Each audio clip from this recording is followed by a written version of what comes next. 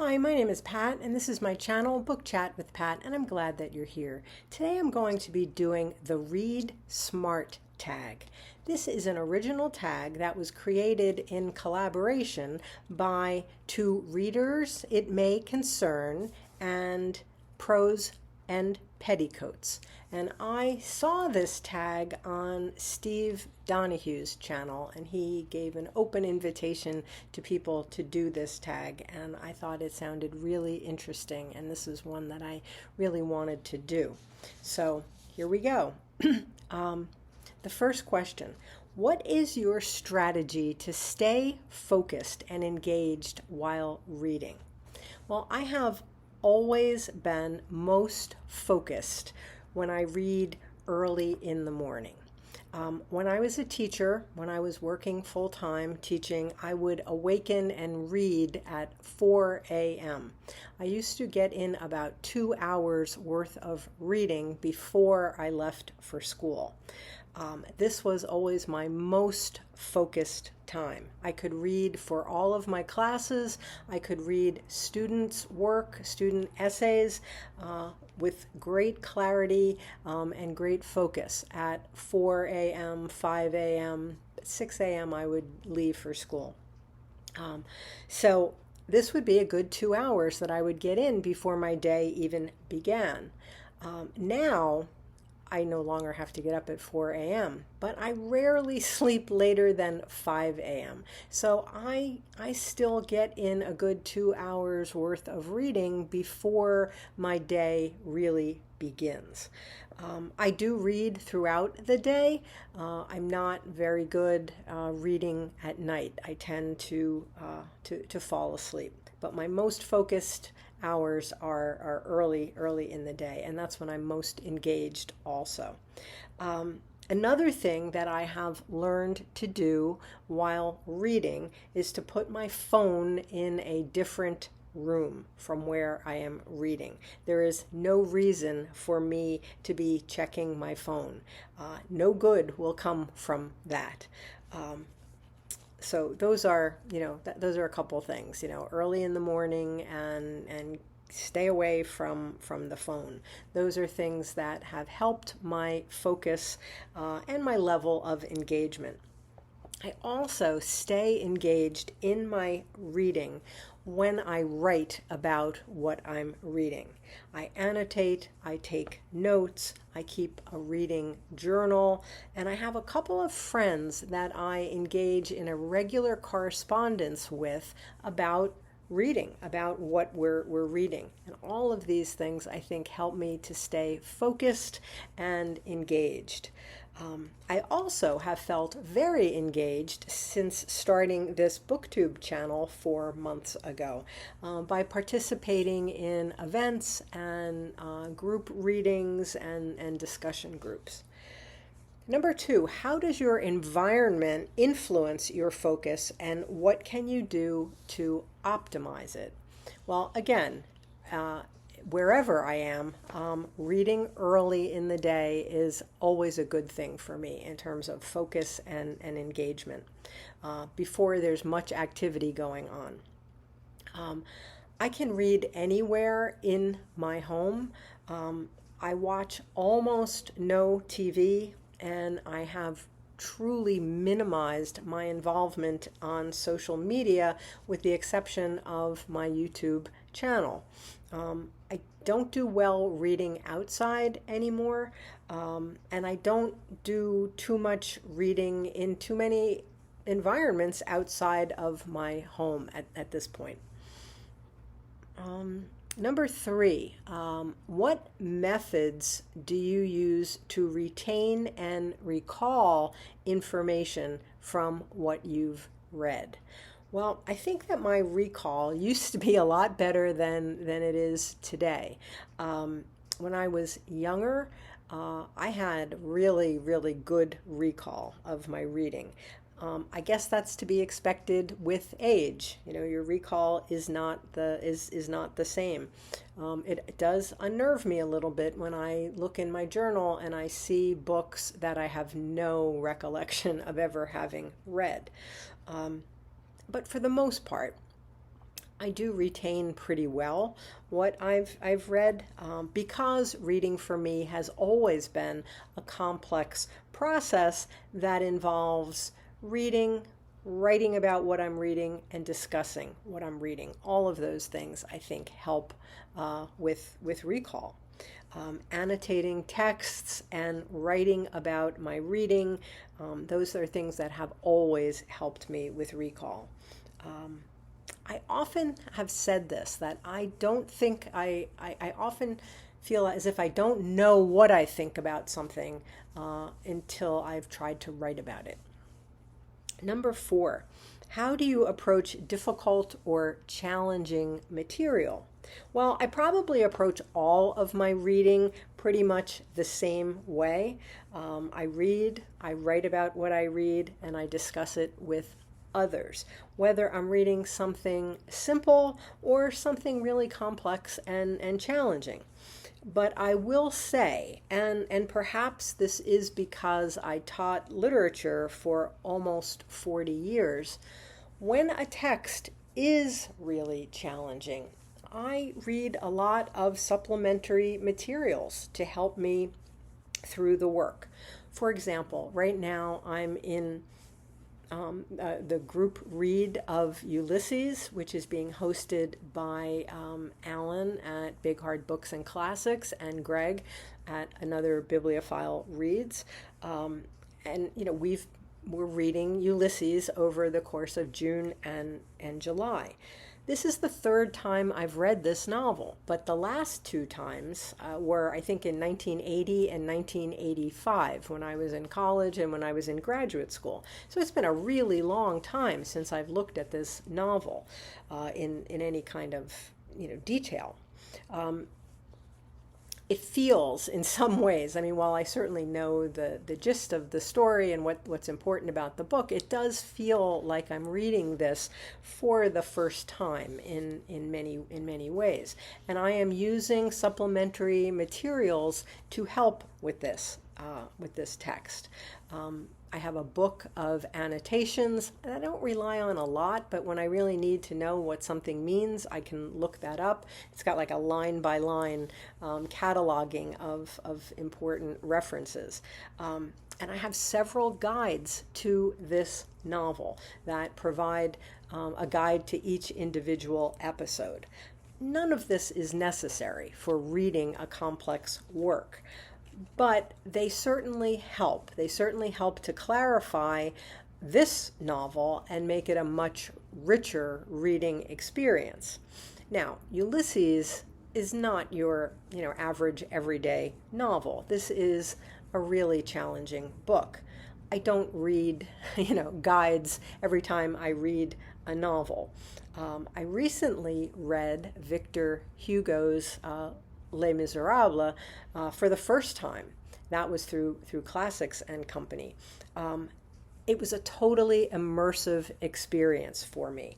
Now, I didn't find that text to be difficult to read the way Joyce can be difficult and almost unintelligible at times, but Hugo's novel is challenging, in part because of the length of it. It's over 1,300 pages long, but also the depth of the historical material in the book. Now, in that case, I just read the novel. I read it through cold. And I participated in a wonderful Voxer group that we had created. So reading it, writing about it, talking about it with other people who were also reading it made it an incredibly enriching experience. Now, since the group has ended, we've all completed the novel, I have read 2 additional works of literary criticism on the novel. Was that necessary? Absolutely not. For me, at this point, it's just fun. If I were teaching this novel or any novel, I would certainly be consulting other sources, and any source I could get my hands on before I would presume to teach something. But I still read that way. I'm always looking for supplementary material when I'm really engaged in a work. even though I'm not preparing material for a classroom anymore. I often felt over my almost 40-year career that I knew works of literature best when I was preparing to teach them. Number 5, what role do note-taking and annotation play in your reading process? They play a great role. I don't know that my annotations would mean anything to anybody else, but they mean something to me, and they keep me focused and engaged while I'm reading. I take notes also outside of the text, and I write in a reading journal as well. Early in my academic life, I used to start all of my essays for college, for my literature courses. They all started as letters to my father. I would write to him all through college about what I was reading, and if I was about to write a paper on something, what I was writing about. And he would write back his thoughts about whatever it was that we were talking about. We always had this ongoing written dialogue about literature. Now, my dad was, he read a lot of literature, and he read a lot of great literature, but he was not an English major. He was not a professor. He was not a teacher. He was an economics guy, but he loved to talk about literature, and he loved to write to me, I think. And so we had this ongoing dialogue, and that's how I think I really got in the habit of writing about what I was reading. Now, my father passed away when I was still in college, in my senior year, and then all through graduate school, when he was already gone, I continued. Every essay that I wrote started as a letter that I was writing to him in my journal. I wasn't mailing these letters anywhere, but it continued to start as a dialogue with my father.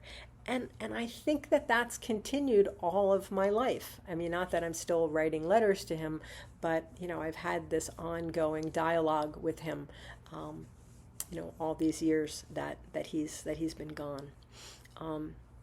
And I do think that that's where I developed my sense that I understand things better if I can discuss them in writing. Number 6, how do you balance reading for pleasure with reading for personal or professional development? Well, at this point in my life, it's all reading for pleasure since I've retired. When I was still teaching, I was always teaching 5 classes, and usually in those 5 classes would be for 3 or 4 different courses.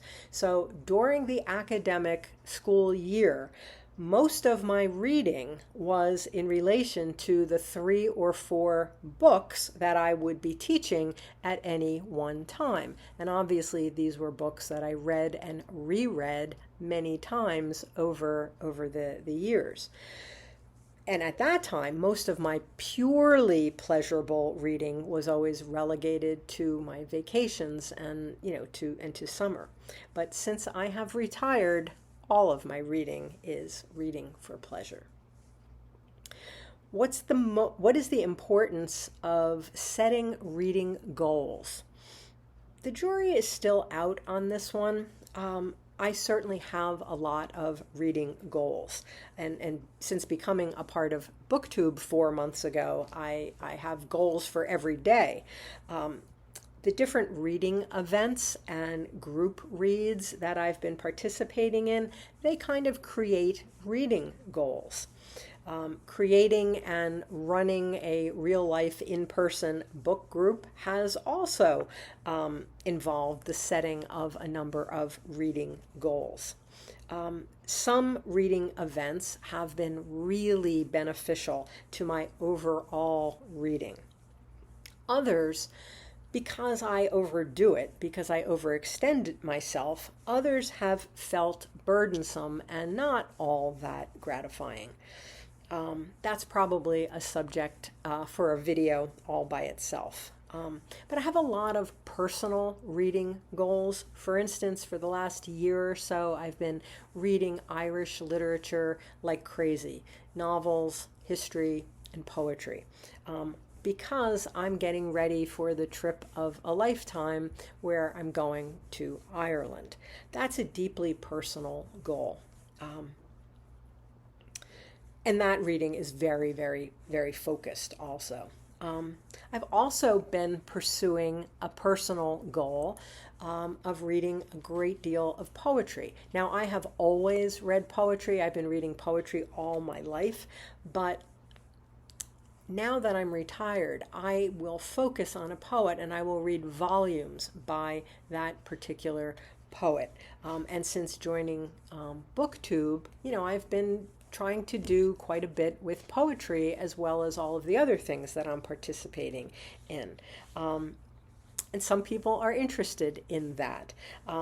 YouTube, however, tells me every week that my poetry videos get terrible views.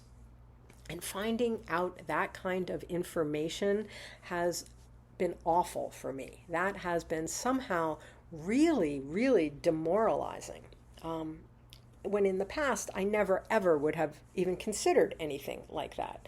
So I try not to look at that stuff now. I mean, they send you these notifications and these, I don't know, I get a lot of communication about my analytics, which I am choosing not to pay much attention to.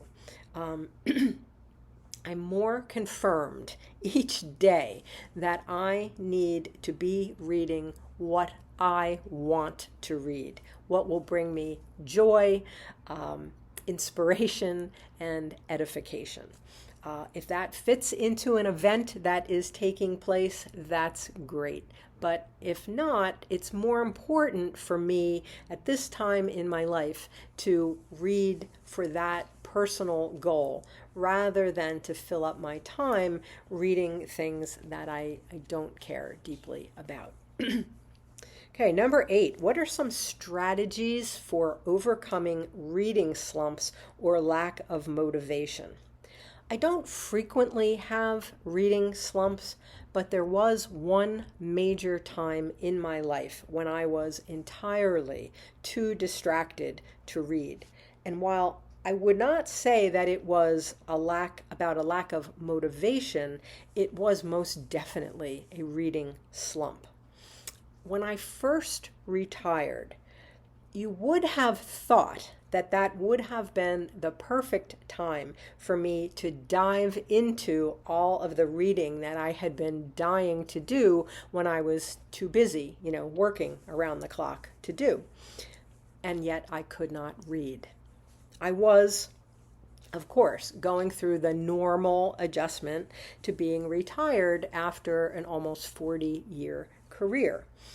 But I was also really disturbed by things that were going on in the school system that I had left. And I was hearing on an almost daily basis about some really, really awful things that were happening. I'm not going to go into details about that here now, but it was a very dark time for many of my friends and colleagues, and I was hearing about it every single day, and it was a very dark time for me as well, even though I didn't work there any longer, because I was completely powerless to do anything. I had come from being the head of a department and being a lot of people's go-to person, and I was still sort of the go-to person, but there was nothing I could do. I was completely powerless, and angry about a lot of stuff that was going on in what was once a really, really great place. I felt for months after I retired like I couldn't turn off the noise in my head related to these things that were completely beyond my control. So here I was with all the time in the world to read, and I was completely unable to focus on reading much of anything. I felt a little like that guy, I think his name was Henry Bemis, in that famous Twilight Zone episode, Time Enough at Last. This is the guy who longs to just be left alone to read his books. And then he finds himself the last man on Earth after a post-nuclear apocalypse. And he realizes he's surrounded by all of the books that he could ever want to read. And he bends down to pick up a book, and his glasses fall off and shatter. And now he's practically completely blind. He has all the time and all the books and no way to read them. That's who I felt like. You know, here I am, I've got all the time in the world, a library that's spilling over, and I couldn't read. I couldn't focus. And what got me out of it was a series of things. First, something that I almost had to do to read. I started listening to audiobooks while I was reading the text. I needed to do this to stop these dialogues that were just going on all the time in my head. I had to shut out the toxic noise and the replaying of one, horrible story after another. So I listened and I read. I followed along.